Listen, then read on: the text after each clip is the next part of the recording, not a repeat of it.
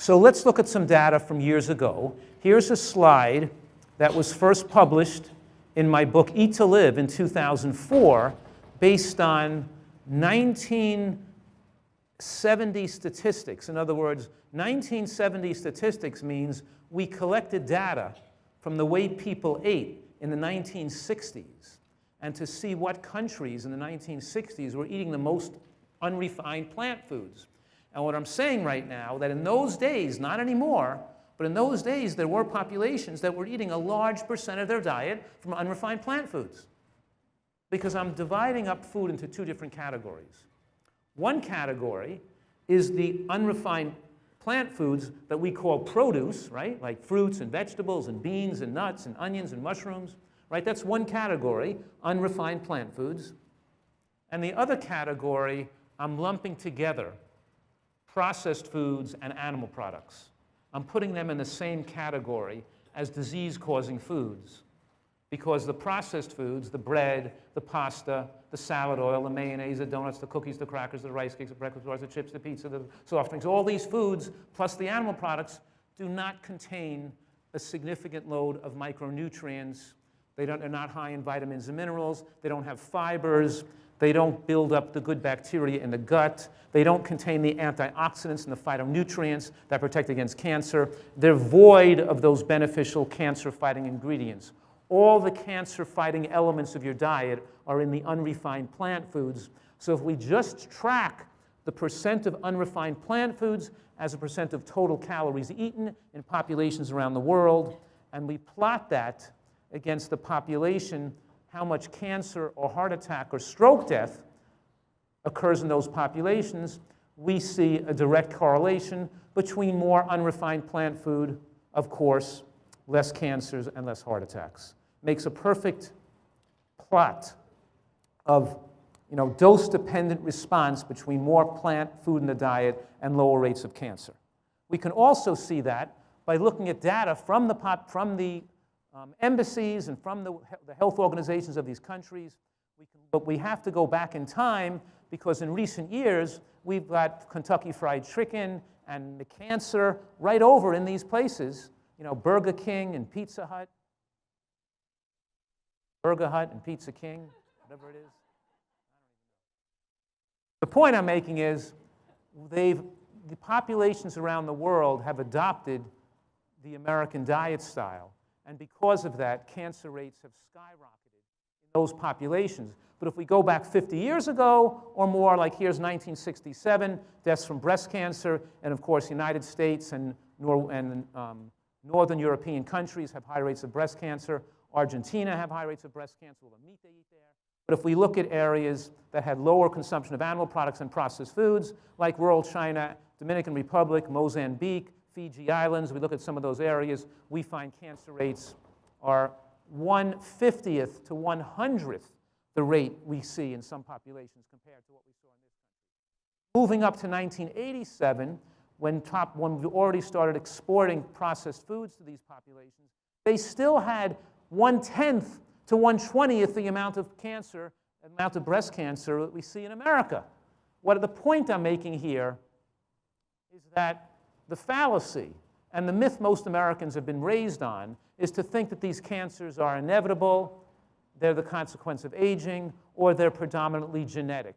That's all a bunch of horse something or other.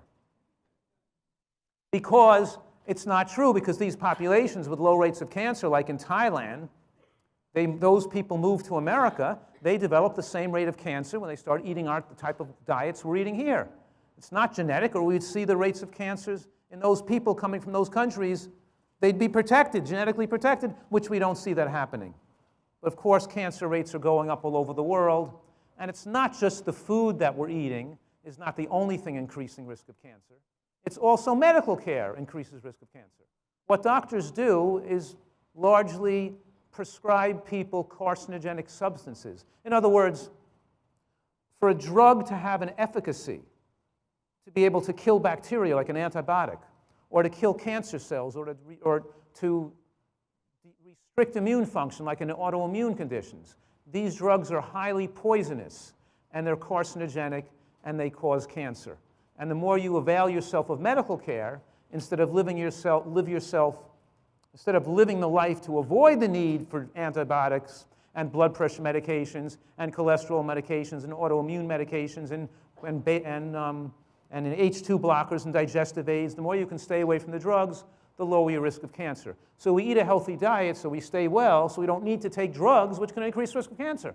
For example, antibiotics are a powerful cancer-causing drug, right? Even 25 prescriptions over a 17-year period, when those people were followed up, the risk of breast cancer was doubled. Even 2 to 24, that, the average rate of people take 10 prescriptions, for example, of antibiotics, the rate of breast cancer went up by 1.5 times. So we know, and of course, one of the major things doctors did in the history of cancer to radically reduce the risk of women dying of breast cancer was they stopped prescribing estrogen for postmenopausal women. When we had all this data come out about estrogen prescriptions increasing risk of heart attacks, it became a mass change in the way doctors stopped prescribing drugs because they started to reduce the amount of prescriptions given for women who were suffering with postmenopausal hot flashes and they used to give them out to everybody. And when they stopped doing that, we saw breast cancer rates go down dramatically because taking estrogen increases risk of cancer dramatically, especially breast cancer.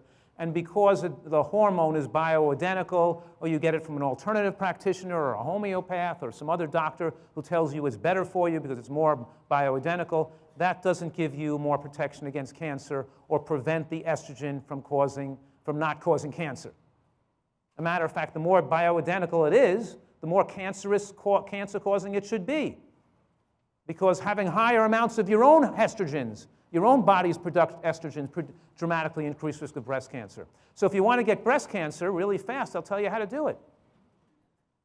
Just gain some weight. Because fat cells are toxic tissue. Fat cells are pathologic. There's no such thing as a healthy overweight person. Fat cells are tissues that are hypoxic. They get a poor blood supply.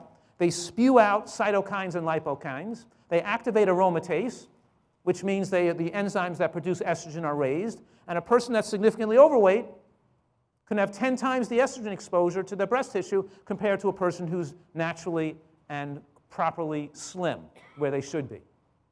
Almost all Americans are overweight. What I'm saying right now is your own estrogens increase risk of cancer. And one way you can increase your own estrogens is keeping a little extra fat on your body. Keeps the estrogens high, and of course, it keeps your other dangerous hormones elevated too, because fat makes you insulin resistant.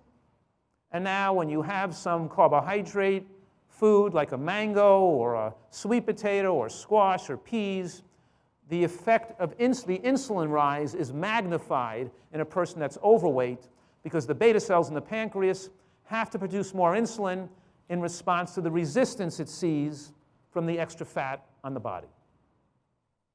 So how do you make the oatmeal, the steel-cut oatmeal with the flax seeds and blueberries? How do you make that moderate glycemic dish a lower glycemic dish? Well, you keep yourself thinner and you eat beans and greens and mushrooms. Because the beans and greens and mushrooms activate the production of the healthy bacteria that line the villi in the small intestines, that thicken the microbiome and that biofilm that now slows the absorption of glucose into the bloodstream, keeping insulin low. What I'm saying right now, the right diet with a slim body keeps your insulin low, and the wrong diet with an overweight body keeps the estrogens and the insulins high. And that, of course, promotes cancer. So, of course, taking hormones that are bioidentical with estrogens, of course, are going to increase risk of cancer. And drugs for autoimmune disease, we know that the drugs that rheumatologists give people with colitis and rheumatoid arthritis and psoriasis and other autoimmune conditions and scleroderma are dangerous carcinogenic substances. And even blood pressure medications increase risk of cancer. For example, there was a study that showed that women who took calcium channel blockers for 10 years or more had double the risk of breast cancer. And of course, radiation exposure. You go to an emergency room with an emergency and they put you into a CT scan. You go back with the same problem, there'll be another CT scan. They'll just CT scan you as much as they can, not really making you aware that staying away from doctors and staying away from medical tests and drugs is an important element to fighting cancer.